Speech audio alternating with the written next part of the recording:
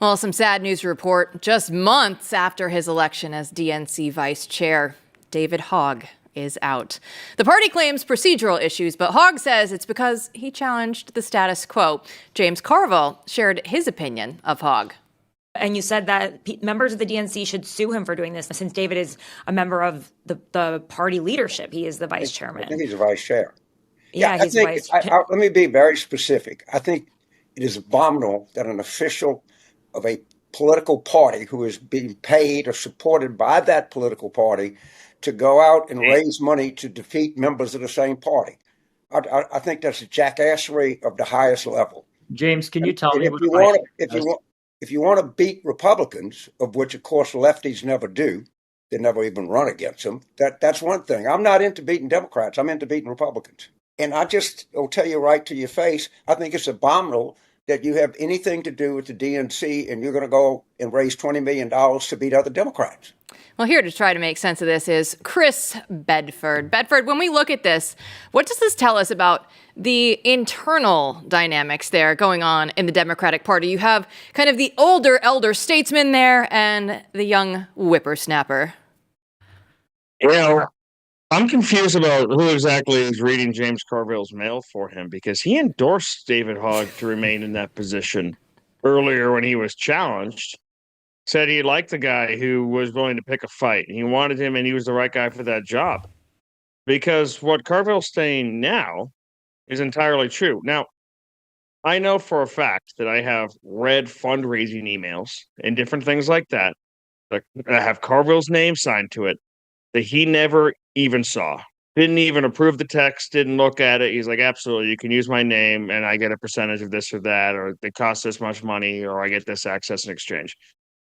But an endorsement for an embattled DNC director, I wonder how exactly or vice chair or whatever the heck he was, how he was able to make that. He's got a point. I mean, if you want to raise money to go after incumbents, then there's a million places for you to do that. It kind of shows just a youthful naivete on Hogg's part that he thought the Democratic National Committee was the place to run primaries against incumbents. But there's also kind of an interesting nuance to this that is not the same in the Republican Party. The RNC is a source of power in the GOP. A huge amount of money moves to the RNC. It wields a huge amount of influence because of that. And it is not a place for challenging the status quo. The RNC will often defend candidates, and when it gets in trouble with primary opponents, it sometimes runs afoul of the base because it's not always going to take the base's side. The DNC is different. The Democrats haven't really empowered the DNC over the years. It's not a place that's an influential operation for the Senate of the Democratic Party. They have long outsourced that to dark money groups that don't have to disclose anything about what they're getting. They've long outsourced that to outside left-wing groups. I think it's actually one of the reasons why you end up with so much discord in general right now in the Democratic Party is there is not a central party organ that is just simply defending, we need to win seats, we need to take seats, and we need to do that with the team that we have, we need to defend the team that we have. So Hogg's in the wrong position in this. The DNC is in an interesting spot compared to the Republican National Committee. It's just not on the same level as far as it goes for money and influence. And Hogg's over his skis completely, which is not surprising. I mean, Hogg's essentially been over his skis on every issue he's talked about since the one that first made him famous. And even there, it ended up pitting him against fathers of people who were murdered in that attack, that awful attack, and advocates or other students who survived. He's kind of gone his own way. He's made his own enemies. He's probably got a future in the Democratic Party, but the DNC just ain't the place. And it is also just super hysterical to see a left-wing Democrat have their election decertified by some mumbo jumbo by the Democrats. It's like, there's an irony in that.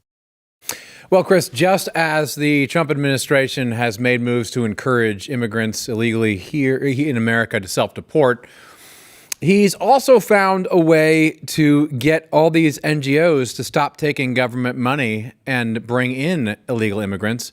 And it appears that the magic answer is very simple. Import white people. And they'll stop. As I noted last night, the Episcopal Church is refusing $50 million from the federal government because they were offended at the idea of helping white refugees from South Africa. And we have some interesting banter, going on now in the press about this. They've changed refugee coverage. So we have this clip on MSNBC where we hear that South African farmers are, wait for it, white supremacists. Watch this. So deeply and morally wrong-headed and repulsive. These are the descendants of the people who created the most diabolical system of white supremacy in human history, apartheid. They're not directly responsible for it, but it was a system that actually moved black people off of the arable land. So they inherited the land that the black people had to give up. It was called forced removal. So, Chris, let's start off with this. They said these farmers don't face any threat from their government. Is that true?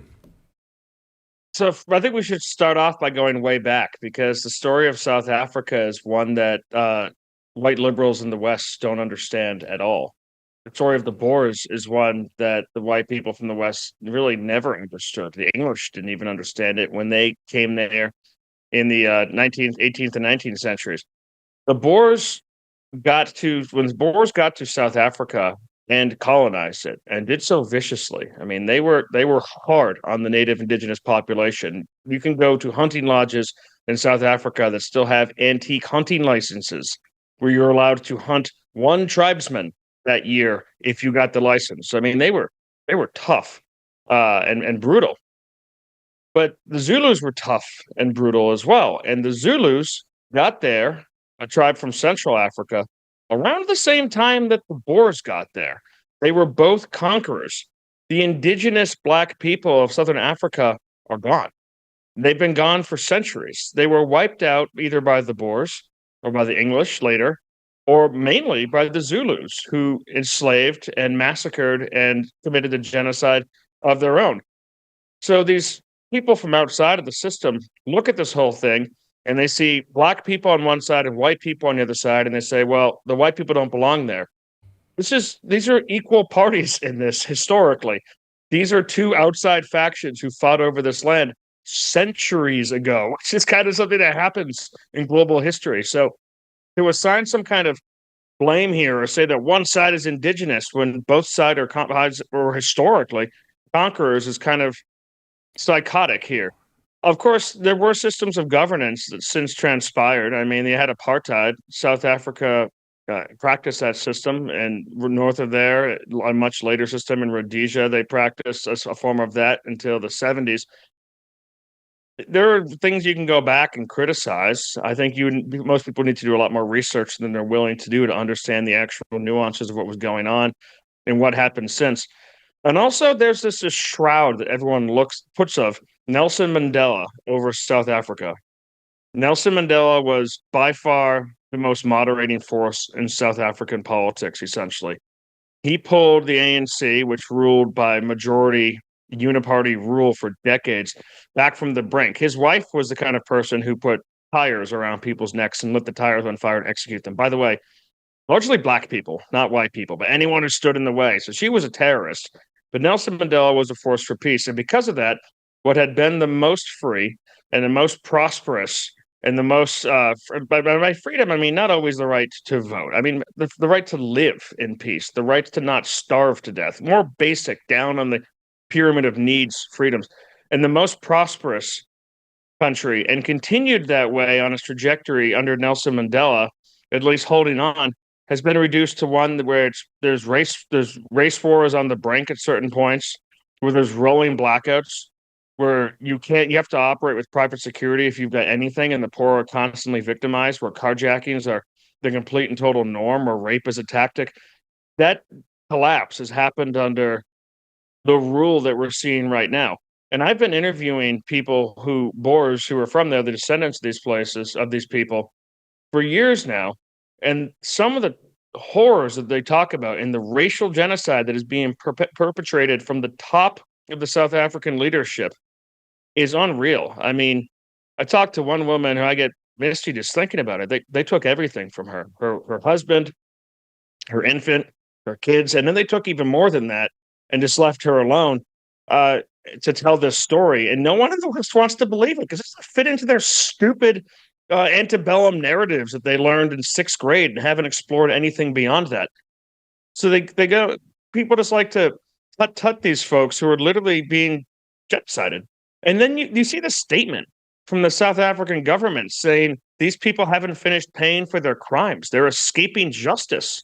I mean, that right there is we weren't done dealing with them yet. That shows you the government issued a statement about this. And by the way, if you want to reach out to the comms director who's attached to this press release, his name is Stalin.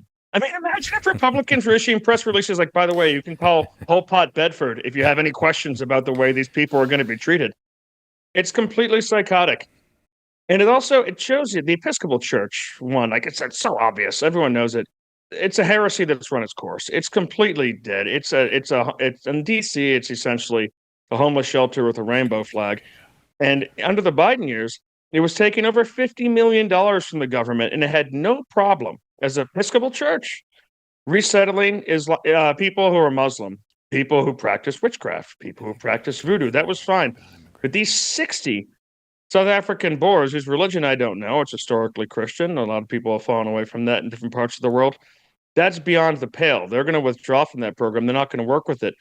And it makes me begin to wonder, all right, was the point here actually human rights? Because this is a refugee group by any standard of human rights. Maybe it's not a refugee group by the standard of Black grievance. Maybe it's not a refugee group by the standards of modern left-wing thinking. But if you're concerned about human life, the protection from rape and murder and being robbed and kicked off your land, then you would be concerned about these current people who are not at fault for any of the past crimes of their ancestors at all. And it's really been exposed the way Democrats, the Episcopal Church, and other groups actually think about their role as human rights protectors, is that it's actually just protecting their privilege, their protected classes, and their chosen classes, and refusing to acknowledge people who are suffering except for pursuing their own means, their own ends. Well, we have about 60 seconds left, Bedford. So I want to just settle this because leftists love immigration, right? But they love it if you're illegal, right? We've seen it over and over and over again. MS-13 gang members, totally allowed in here. But when you get to the illegal immigrants from South Africa, how do Democrats square this out that they say, oh, no, not them? It does say at the bottom of the Statue of the Liberty, give us your poor huddled masses so long as they eat cats and dogs. Sorry, that was a joke, Media Matters, but there's a serious problem here. Whether you want to talk about the constant claim that no one is above the law, and now you've got the head of the Democratic Party in the House of Representatives saying it's a red line to hold our members accountable for laws that they break, whether you have the party saying we are the party of the refugees and the party of people who are fleeing persecution, but we're not the party of white people who are being persecuted. It kind of gets to the core. They're saying that quiet part out loud, and no Republican, despite their best efforts, is better at exposing Democrats for what they actually believe on these matters than the Democrats themselves. And I love that. That's a feature of the modern Democratic Party. In my youth and over the years under President Barack Obama, that was not the case. They spoke in the language of Ronald Reagan while they pursued their left-wing policies. They spoke in the name of unity and justice, and that's just gone out the window. The memo has not gone out to Democratic leadership. Hey, you got to hide your cards. They've been rejected by the American people. And by the way, are being rejected all over the West. And you have an honest Democratic Party, and it's a great thing. Pol Pot Bedford, great stuff as always. We'll see you back here tomorrow.